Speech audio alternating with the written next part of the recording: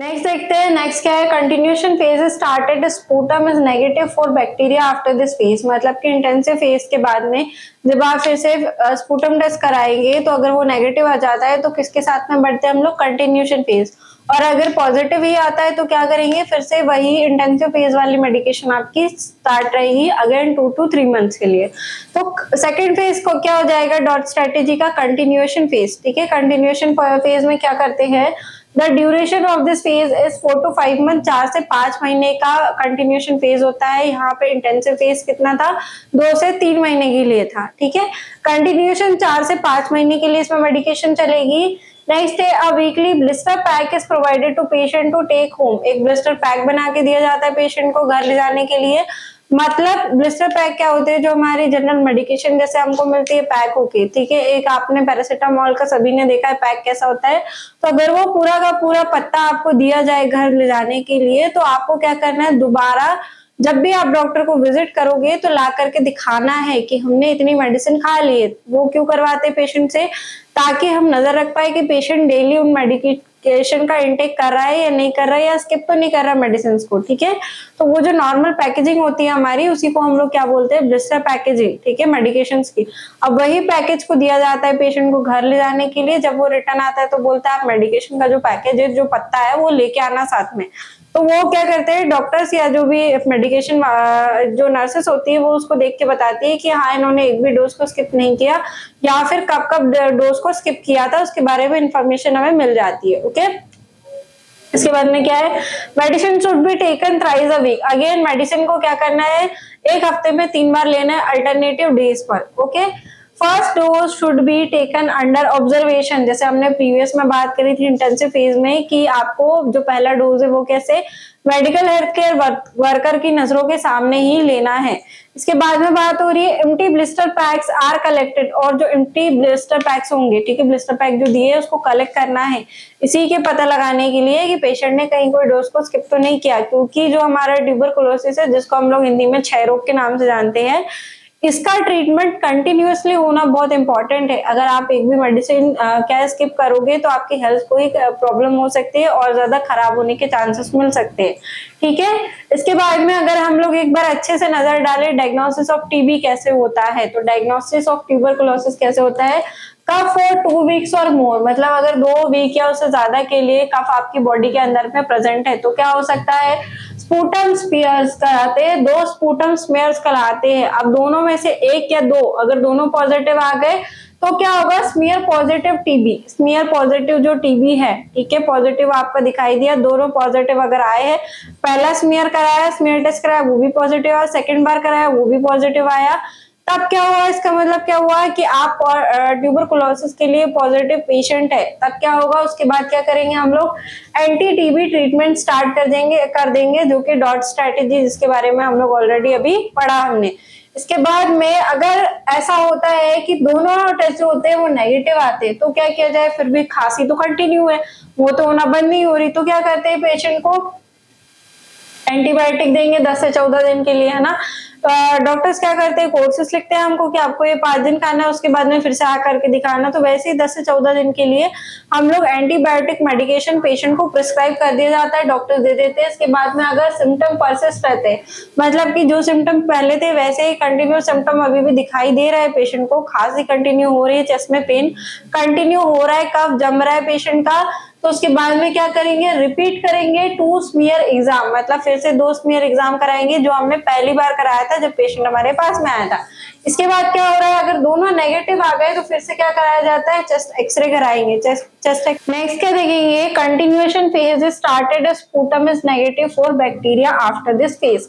मतलब कि intensive phase में ट्रीटमेंट के बाद फिर से क्या किया जाता है, स्पूटम टेस्ट कराया जाता है। ठीक है, अगर उसके बाद पॉजिटिव आता है तो फिर से क्या है, जो इंटेंसिव फेज की मेडिकेशन है वही देंगे पेशेंट को, और अगर स्मीयर टेस्ट नेगेटिव आ जाता है तो आगे बढ़ते हैं हम लोग कंटिन्यूएशन फेज में। ठीक है, तो कंटिन्यूएशन फेज हम लोग सेकंड फेज पढ़ेंगे डॉट स्ट्रेटेजी का, वो क्या होता है, तो इसमें बताया है कि the duration of this phase is 4 to 5 months. ठीक है, इसका ड्यूरेशन कितना होगा, 4 से 5 महीने का ड्यूरेशन होता है। इंटेंसिव फेज में हमने 2 से 3 महीने का ड्यूरेशन पढ़ा था, 2 से 3 महीने तक जो ट्रीटमेंट चल रहा था। अब कंटिन्यूएशन फेज में 4 से 5 महीने तक के मेडिकेशन चलेगी, पेशेंट का ट्रीटमेंट चलेगा। ठीक है, इसके बाद में देखते हैं weekly blister pack is provided to patient to take home. ठीक है, ब्लिस्टर पैक क्या होता है, यहाँ पे जो हमारी नॉर्मल मेडिसिन होती है, जैसे आपने पैरासिटामोल का एक पूरा पत्ता अगर कभी खरीदा होगा तो उसमें जितनी भी मेडिकेशन आती है, ठीक है, तो वैसा ही हम लोग क्या करते हैं, पेशेंट को डॉट स्ट्रेटजी में पेशेंट को मेडिकेशन जो देते हैं, ठीक है, जो प्रोवाइड कराते हैं, उसको बोलते हैं कि जब भी आप आओ डॉक्टर को विजिट करने के लिए तो वो जो पैकेट है आपका मेडिकेशन का वो साथ में लेकर के आना, ताकि हम क्या कर सके, ऑब्जर्व कर सके कि पेशेंट ने कहीं एक भी दिन एक भी टाइम पर क्या करा है, मेडिकेशन को स्किप तो नहीं किया। ठीक है, जो वीकली 3 मेडिकेशन खानी है वो वीकली 3 मेडिकेशन खा रहे या नहीं खा रहे, इस तरह से पता लगाते हैं हम लोग। ठीक है, तो जो नॉर्मल हमारी मेडिकेशन की पैकेजिंग होती है उसको हम लोग क्या बोलते हैं, ब्लिस्टर पैकेजिंग, वो उसके ऊपर डिपेंड करती है। ठीक है, उसको उसकी पैकेजिंग का नाम ही है ब्लिस्टर पैकेजिंग।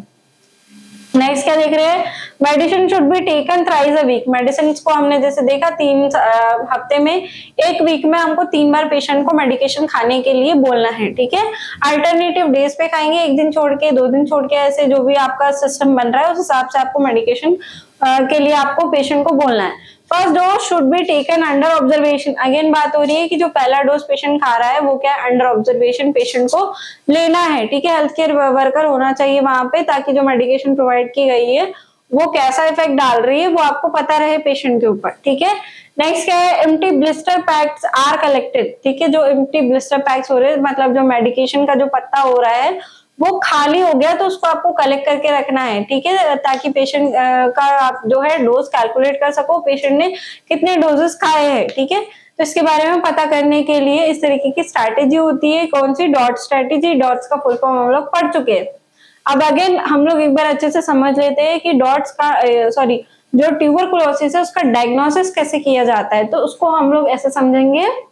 फर्स्ट क्या देख रहे हैं, काफ फॉर 2 वीक्स और मोर। अगर किसी भी पर्सन को काफ हो रहा है, मतलब कि क्या, खांसी की समस्या अगर हमको देखने को मिल रही है 2 हफ्ता या उससे ज्यादा, और वो डॉक्टर के पास जाता है, तब क्या होता है, 2 स्पूटम स्मीयर्स कराए जाते हैं। ठीक है, स्मीयर टेस्ट के बारे में हमने पढ़ लिया है। स्मीयर टेस्ट क्या होता है, कॉटन स्वैब के थ्रू क्या होता है, हमारा जो स्पूटम है, मतलब जो खांसी है, ठीक है, जो बाहर निकलता है हमारा प्रोडक्ट, उसका टेस्ट करके देखा जाता है। तो इसमें 2 टेस्ट कराते हैं। ठीक है, 1 स्मीयर 2 स्मीयर जाते हैं, उसका टेस्ट होता है लेबोरेटरी में, फिर वो पॉजिटिव और नेगेटिव जो लैब वाले वो हमको बताते हैं डिटेक्ट करके। तो अगर एक या दोनों क्या आ गए, पॉजिटिव आ गए, ठीक है, दोनों टेस्ट अगर आपके पॉजिटिव आ गए तो आप क्या हो, TB positive, tuberculosis positive, smear positive TB. ठीक है, तो इसके बाद में क्या किया जाता है, एंटी टीबी ट्रीटमेंट चलाया जाता है। ठीक है, पेशेंट का क्या होगा, एंटी टीबी ट्रीटमेंट चलाया जाएगा। अब अगर स्पूटम टेस्ट नेगेटिव आए तो क्या किया जाएगा, उसके डायरेक्शन में हम लोग बात करते हैं। तो अगर क्या हो गया, दोनों जो हमने स्मीयर टेस्ट कराए वो नेगेटिव आ गए, तो इसके बाद में क्या करेंगे, एंटीबायोटिक देंगे 10 से 14 दिन के लिए। ठीक है, 10 to 14 डेज के आपको एंटीबायोटिक जो पेशेंट डॉक्टर है प्रिस्क्राइब कर देंगे, तो आपको वो डेली बेसिस पे जैसे भी आपको बता रहे हैं वो आपको खाते रहना है। वो आपको क्यों दे रहे हैं, क्योंकि आपकी कोल्ड कफ की समस्या तो आपको है ही, वो तो बंद नहीं हुई, इसीलिए वो एंटीबायोटिक्स मिली आपको 10 to 14 डेज की। ठीक है, इसके बाद में आप क्या करोगे, अगेन डॉक्टर के पास में जाओगे तो क्या होगा, अगर सिम्टम्स परसिस्ट है, मतलब कंटिन्यूअसली आपको सेम सिम्टम दिखाई दे रहे, कौन से वाले, सर्दी खांसी के, आपको क्या हो रहा है, जब भी आप खांस रहे हो तो चेस्ट पेन फील हो रहा है ना।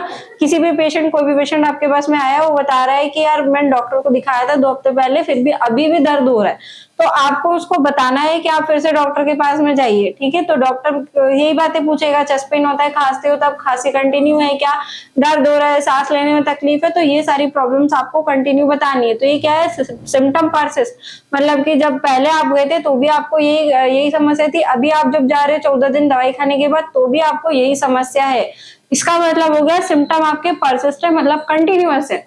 अब यहाँ पे क्या करेंगे, स्मीयर रिपीट 2 स्मीयर एग्जामिनेशन। जो स्मीयर एग्जामिनेशन हमने पहली बार में डॉक्टर के पास जाके करवाया था, वही स्मीयर एग्जामिनेशन अब क्या होंगे, रिपीट होंगे, फिर से किए जाएंगे। तो इसमें क्या होगा, अगर दोनों नेगेटिव आ गए, अगर दोनों स्मीयर टेस्ट जो हो गए फिर से नेगेटिव आ गए, तो चेस्ट एक्सरे किया जाएगा। अब चेस्ट एक्सरे के अंदर हम लोग क्या डिटेक्ट कर रहे हैं, चेस्ट एक्सरे बता रहा है कि अगर पॉजिटिव आ गया, ठीक है, तो पॉजिटिव आ गया तो फिर से क्या किया जाएगा, फिर से एक और बार स्मीयर टेस्ट करके देखा जाएगा। अगर स्मीयर टेस्ट इस बार नेगेटिव आया तो एंटी टीबी ट्रीटमेंट फिर भी चालू कर दिया जाता है, ठीक है। अगर नेगेटिव आया तो पेशेंट क्या है, नॉन टीबी, मतलब बिल्कुल भी उसको पेशेंट को टीबी नहीं है, ठीक है। पॉजिटिव आ गया तो आप क्या करोगे, अगर एक्सरे में पॉजिटिव है, थोड़ी सी भी आशंका दिख रही है कि पेशेंट को टीबी हो सकता है, चेस्ट एक्सरे के थ्रू अगर डॉक्टर को लग रहा है, विजिबल हो रहा है, तो वो क्या बोलेगा, फिर से स्मीयर टेस्ट करवाएगा। स्मीयर टेस्ट अगर एक बार पॉजिटिव आ गया तो जो हमने डॉट स्ट्रेटेजी के थ्रू मेडिकेशन चलाई थी ट्यूबरकुलोसिस को ट्रीट करने के लिए, वही मेडिकेशन पेशेंट को दी जाएगी। और अगेन ये जो है स्मीयर टेस्ट रिपीट होते रहेंगे 10 से 14 दिन के अंदर, या जितना भी उनका कोर्सेस है डॉक्टर के अकॉर्डिंग, ठीक है। तो इस तरह से इसकी क्या होती है, डायग्नोसिस की जाती है। मतलब आपको सोचो एक छोटी सी कोल्ड कफ कितना ज्यादा हानिकारक हो सकता है।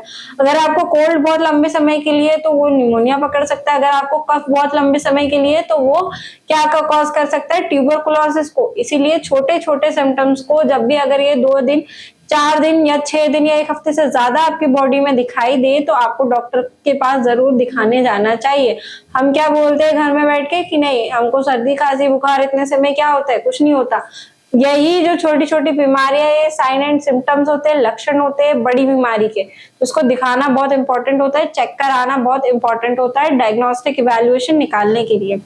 इसके बाद में हम बात कर रहे हैं स्टॉप टीबी स्ट्रैटेजी, ठीक है। 2006 में स्टॉप टीबी स्ट्रैटेजी बनाई गई थी, तो इसकी स्ट्रैटेजी क्या है वो हम लोग पढ़ लेते हैं, ठीक है। तो फर्स्ट क्या है, pursuing high quality dots examine expansion and enhancement, ठीक है। तो जो डॉट्स की जो स्ट्रैटेजी है उसको एक्सपेंड करना, मतलब सभी लोगों को बताना, जितने भी कम्युनिटी हेल्थ केयर वर्कर्स है उनको इसके बारे में इंफॉर्म करना, ओके। ये इंपॉर्टेंट हो जाता है यहाँ पे डॉट्स का एक्सपेंशन करना, और इसमें जो भी क्वालिटी हम लोग कर रहे हैं, ठीक है, क्वालिटी इनहांस करना, मतलब आप जो भी टेस्ट करवा रहे हो, लेबोरेटरीज आपकी कितने टाइम में रिपोर्ट आ जाएगी, कितने टाइम में आप डॉक्टर बता देंगे कि पेशेंट ठीक है, पेशेंट नेगेटिव आया है, आपका ट्यूबरकुलोसिस ट्रीटमेंट, तो ये क्वालिटी को इम्प्रूव करना, ओके। सेकेंड क्या है, addressing TB HIV and the needs of poor vulnerable population. अब आपको क्या करना, एड्रेस, मतलब कि इन सिम्टम्स पे टीबी और एचआईवी पेशेंट्स के ऊपर ध्यान देना, उनके ऊपर फोकस रखना कि अगर आपके एरिया में कोई भी टीबी का पेशेंट है या एचआईवी का पेशेंट है तो आपको पता होना चाहिए कि हमारे एरिया में, इस पर्टिकुलर एरिया में प्रेजेंट है ऐसा कोई पेशेंट, उसके बारे में इंफॉर्मेशन करना, उसको एड्रेस करना, ठीक है। थर्ड क्या जाएगा, contributing to health system strengthening based on primary health care. Primary health care जो होता है, ठीक है, मतलब आपका प्राथमिक स्वास्थ्य जो होता है उसके ऊपर ध्यान देने के लिए बात की गई है यहाँ पे कि आपको उसको अस्वस्थ रखने के लिए कौन से कदम उठाने चाहिए वो आपको पता होना चाहिए, ठीक है। As a health care worker आपको पता होना चाहिए ये चीजें। इसके बाद में क्या, involvement of all health care providers. हमने बात करी थी कि जब तक के ऑल हेल्थ केयर प्रोवाइडर मिलकर काम नहीं करेंगे, डॉक्टर्स काम नहीं करेंगे, नर्सेस काम नहीं करेंगे, लेबोरेटरी वर्कर्स काम नहीं करेंगे, या फार्मासिस्ट काम नहीं करेंगे, तब तक किसी की भी हेल्थ सही नहीं हो सकती है ना। तो सभी को मिलके काम करना इंपॉर्टेंट हो जाता है यहाँ पे। इसके बाद में क्या देख रहे हैं, empowering people with TB and community through partnership. आप क्या करना है, पार्टनरशिप के थ्रू भी उसको इम्प्रूवमेंट लाना है, ठीक है। पीपल एंड कम्युनिटी, मतलब आपको जो आप ट्रेंड हो चुके हो कम्युनिटी एरिया में सर्व करने के लिए, तो उसके लिए आपको क्या करना है, शिविर लगाना, लोगों से बातें करना, उनको इन्फॉर्मेशन प्रोवाइड करना, खांसी से क्या क्या नुकसान हो सकते हैं इन सभी चीजों के बारे में बताना। तो ऐसा कम्युनिटी एरिया में जाकर के आपको लोगों को अवेयर कराना बहुत इंपॉर्टेंट हो जाता है। के बाद में क्या देख रहे हैं, प्रमोटिंग रिसर्च। अब इसके रिलेशन में रिसर्च कंडक्ट कराना कि पेशेंट को बिल्कुल भी टीबी ना हो, ठीक है, या ऐसी मेडिकेशन जो हमको क्या है हफ्ते में 3 बार ना खाते हुए 1 बार लेनी पड़ रही है, या कोई ऐसे इंजेक्शन बन जाए जिसकी वजह से टीबी भी बिल्कुल भी ना हो हमारी बॉडी के अंदर। जैसे कि पहले जो चिकन पॉक्स था वो बहुत ही हानिकारक माना जाता था, फिर धीरे धीरे उस पर रिसर्च हुई और उसके बाद में क्या हो गया, उसके टीके डेवलप हो गए, ठीक है। तो अब बहुत ही कम देखा जाता है ऐसे केसेस, बहुत कम होते हैं, या जब होते भी है तो बच्चे क्या होते हैं उसके लिए इम्यूनिटी डेवलप कर लेते हैं, पर उसकी वजह से जो डेथ रेट है वो बहुत कम हो गई। तो ऐसा ही रिसर्च करते रहना कंटिन्यूअसली, ओके। तो ये क्या हो जाएंगे, इसके स्टॉप टीबी की स्ट्रेटेजीज हो जाएगी जो कि 2006 में इंट्रोड्यूस कराई गवर्नमेंट ने। अब role of pharmacist in RNT-CP, ठीक है, अब एज अ फार्मासिस्ट आप क्या रोल प्ले करते हो, आपका क्या भागीदार है, ठीक है। तो इसमें क्या है, improve access of patient to government free anti tuberculosis drugs, ठीक है।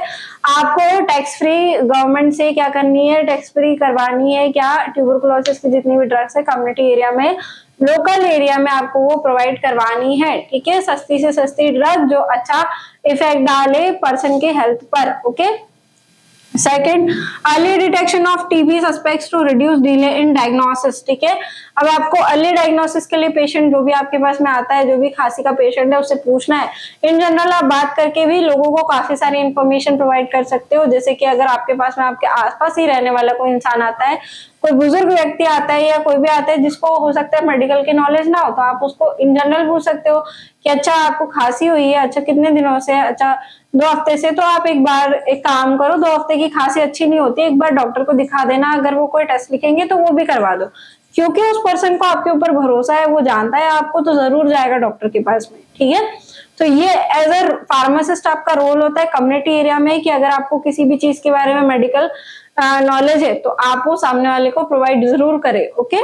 नेक्स्ट देखेंगे हम लोग, promote use of anti tuberculosis drugs in a rational manner, मतलब कि अच्छे इस्तेमाल करें ट्यूबरकुलोसिस की जो मेडिकेशन है। ऐसा नहीं है कि हमको गवर्नमेंट के थ्रू मिल रही है तो हम बाहर जाके सप्लाई कर दे, उसको बेच दे। उसका जिन लोगों को जरूरत है ट्यूबरकुलोसिस की मेडिकेशंस को, उन्हीं को प्रोवाइड करना, रैशनल मैनर में उसका यूज करना, ठीक है। इसके बाद बात क्या कर रहे हैं, counselling and educating patient, counselling करना है पेशेंट की और उनको एजुकेट करना है, ये तो मेन काम होता ही है। हम जितने भी डिसीज कंडीशन पढ़ेंगे उसमें काउंसलिंग और एजुकेशन बहुत ही ज्यादा इंपॉर्टेंट हो जाती है, क्योंकि पेशेंट डरा हुआ घबराया हुआ होता है, तो उसको जितने ज्यादा लोग काउंसल कर पाए, एजुकेट कर पाए, उतनी अच्छी बात होती है। और अगर आपको एग्जैक्ट इन्फॉर्मेशन है तो ही पेशेंट से बात करो, वरना कुछ भी बताने का कोई मतलब नहीं होता, क्योंकि पेशेंट पहले से डरा होता है।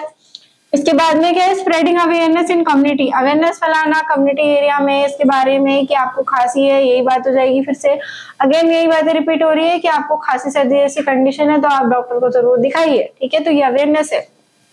इसके बाद क्या है, proper patient counselling to help patient adhere to their medication, ठीक है। प्रॉपर काउंसिल करके पेशेंट को ये बोलना है कि जब भी आपके पास टीबी, HIV जैसे कंडीशन का या कोई भी कम्युनिकेबल डिसीज कंडीशन का पेशेंट आता है तो उसको, या ऐसी कंडीशन जिसमें क्या है ट्रीटमेंट बहुत ही लॉन्ग टर्म चलने वाला है, 6 महीने, 8 महीने, 1